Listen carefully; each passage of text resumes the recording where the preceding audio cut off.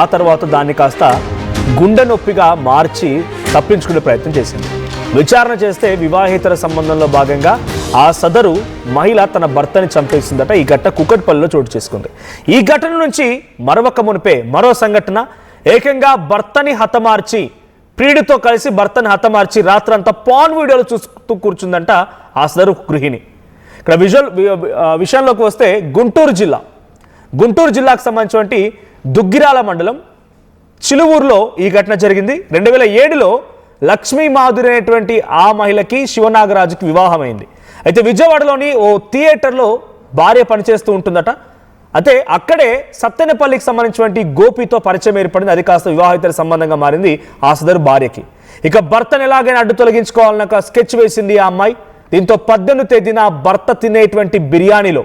తన భర్త తినే బిర్యానీలో మత్తుమందు కలిపి నిద్రమాత్రలు కలిపి మాధురి తన భార్య అయినా గాఢ నిద్రలోకి వెళ్ళే రకంగా ప్రయత్నం చేసింది. సో అనుకున్నట్టుగానే మత్తుమందు కలపడంతో మత్తెక్కింది. నిద్రలో ఉన్నటువంటి నాగరాజుని ఎలాగైనా సరే ప్రాణాలు తీరని ముందుగా స్కెచ్ వేసింది కాబట్టి హతమార్చింది ఆ భార్య.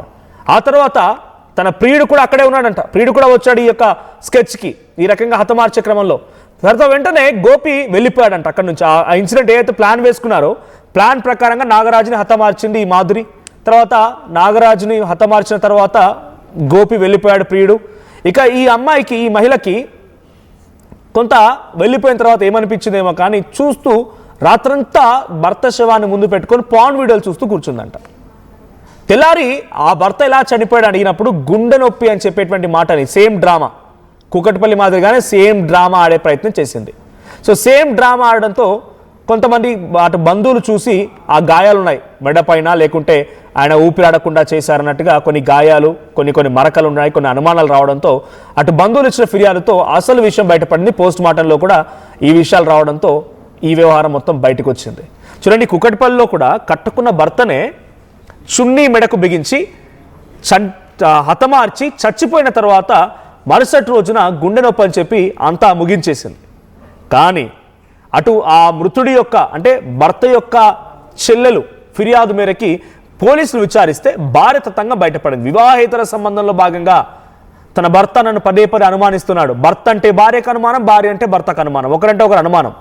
ఇటు భార్యకు వివాహేతర సంబంధం కూడా ఉందంటే ప్రతిరోజు నాపై అనుమానంతో నా భర్త వచ్చి తాగి నన్ను కొడుతున్నాడనేటువంటి ఒక మాట చెప్తూ ఆ భార్య భర్తని హతమార్చింది. ఈ ఘటన మరొక మునిపై ఇంకో ఇన్సిడెంట్, ప్రియుడిని ఏకంగా ఈ బిగ్గెస్ట్ హతమార్చే స్కెచ్లో ఒకటి భాగస్వామ్యం చేసింది ఆ భార్య.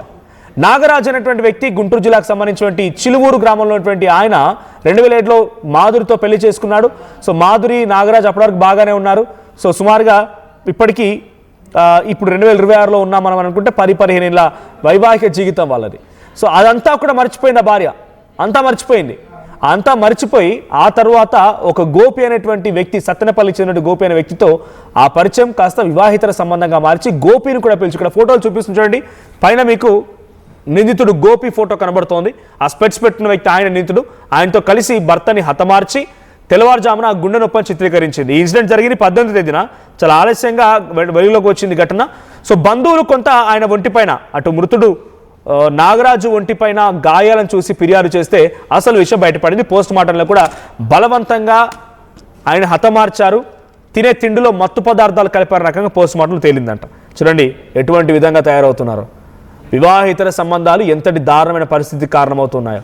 వీటన్నిటికీ ప్రధానమైన కారణం ఒకే ఒక అంశం, డెఫినెట్గా మీరు అవునన్నా కాదన్నా సోషల్ మీడియానే. స్మార్ట్ ఫోన్లు, సోషల్ మీడియా కారణంగా ఇటువైపు నుంచి ఓ పిచ్చి రీల్స్ అనో లేకపోతే అందమైన ఫోటోలనో షేర్ చేసి అటువైపు ఎవడైనా గాలం వేశాడంటే ఆ మగవాడి మాయ మాటలకు అమ్మాయిలు పడిపోవడమో లేకుంటే అమ్మాయి వేసేటువంటి వలకు అబ్బాయి చిక్కడమో ఏదో ఒకటి జరుగుతోంది. దీని కారణంగా ఇంకెవరు బలవుతున్నారు. ఎక్కడో స్టార్ట్ అయినటువంటి ఈ సిచ్యువేషన్ కాస్త చివరాకరణ వాళ్ళ కుటుంబంలో ఒకరిని చిదిమేసుకునే వరకు వెళ్తోంది.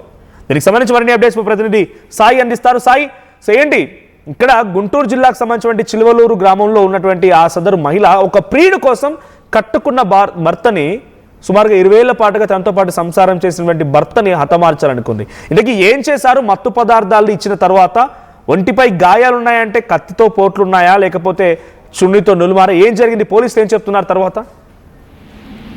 అంటే స్నేహితులు శివనాగరాజు మృతులు ఎవరైతే ఉన్నారో అతనికి సంబంధించినటువంటి స్నేహితులు ఈ అంత్యక్రియలు జరిగేటటువంటి కరెక్ట్ గా ఒక